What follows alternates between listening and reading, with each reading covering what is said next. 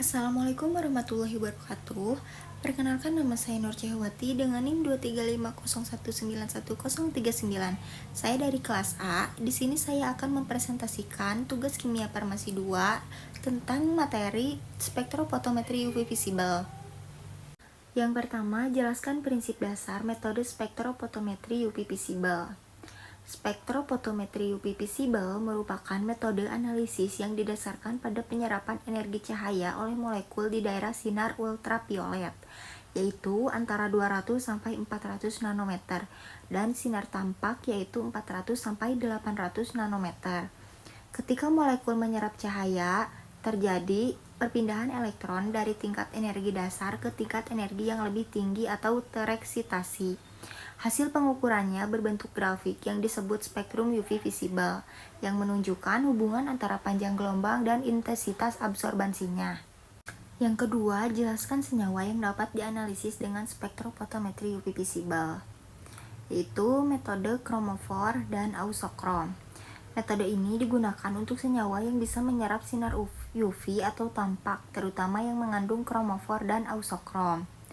Kromofor adalah gugus penyerap cahaya seperti ikatan rangkap 2 karbon-karbon, ikatan rangkap 2 karbon oksigen, gugus azo, gugus nitro, dan ikatan rangkap 3 karbon nitrogen. Ausokrom contohnya gugus hidroksil, amina, alkoksi, dan klorin yang dapat memperkuat serapan cahaya.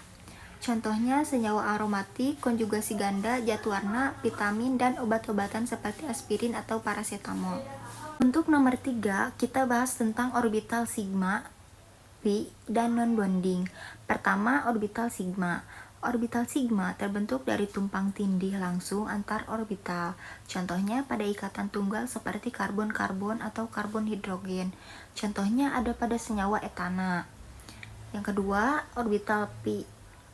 Orbital pi terbentuk dari tumpang tindih samping antar orbital p.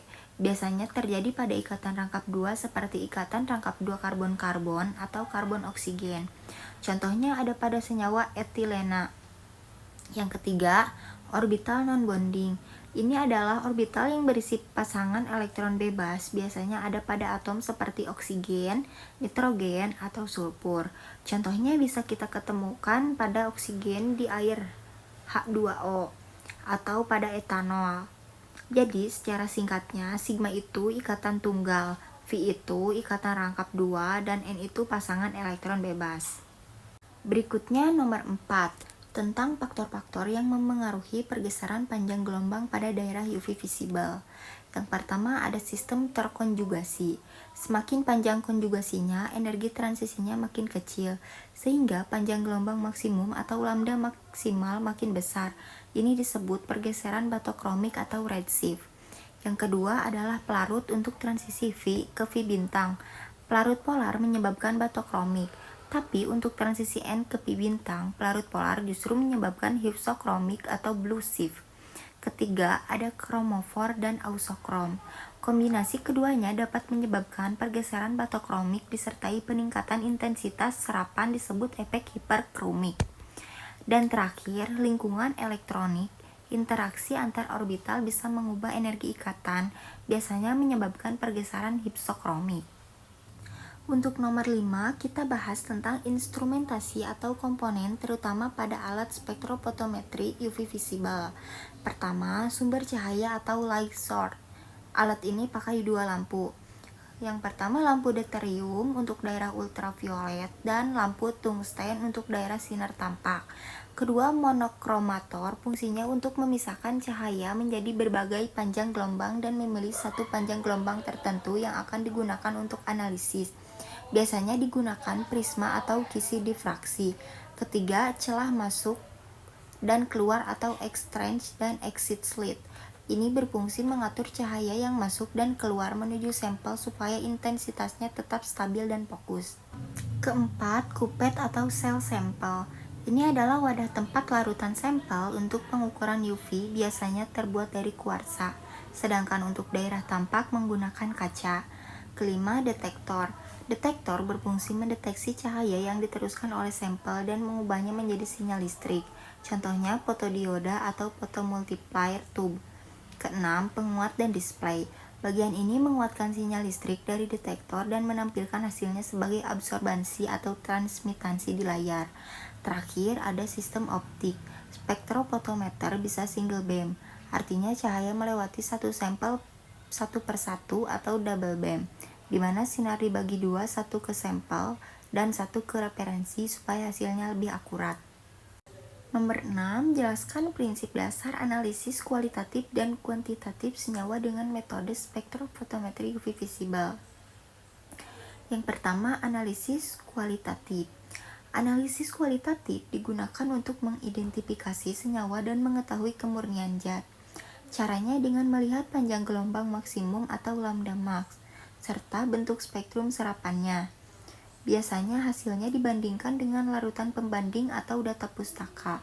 Kalau struktur senyawa belum diketahui, bisa dilihat dari keberadaan gugus kromofor dan ausokrom pada spektrum. Jadi intinya kualitatif itu untuk mengenali senyawanya. Sedangkan analisis kuantitatif digunakan untuk mengukur kadar zat. Analisis ini berdasarkan hukum Lambert-Beer, A sama dengan epsilon dikali B dikali C.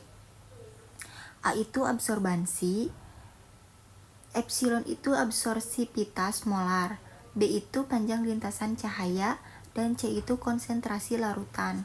Cara penentuan kadarnya bisa dengan dua metode, yaitu metode larutan baku tunggal atau one point method atau metode kurva kalibrasi, yaitu membandingkan hasil absorbansi sampel dengan larutan standar. Pengukuran dilakukan pada panjang gelombang maksimum lambda max karena di situ hasilnya paling akurat. Jadi, analisis kualitatif itu mengenali senyawa dan kuantitatif itu menghitung kadarnya pakai rumus A sama dengan epsilon dikali B dikali C. Untuk nomor 7, kita bahas tentang kelebihan dan kekurangan metode spektrofotometri UV visible. Kelebihannya, yang pertama, metode ini sangat sensitif dan akurat, jadi bisa mendeteksi zat dalam konsentrasi yang sangat kecil. Yang kedua, alatnya mudah digunakan dan hasilnya cepat diperoleh. Sekarang kekurangannya. Yang pertama, metode ini hanya bisa digunakan untuk senyawa yang memiliki gugus kromofor atau ausokrom. Karena kalau gak ada gugus itu, senyawa gak bisa menyerap sinar UV atau tampak. Yang kedua, metode ini cocoknya untuk sampel tunggal. Jadi kalau sampelnya campuran, perlu dilakukan pemisahan dulu dengan teknik lain, misalnya KLT, KCKT, atau metode kromatografi lainnya.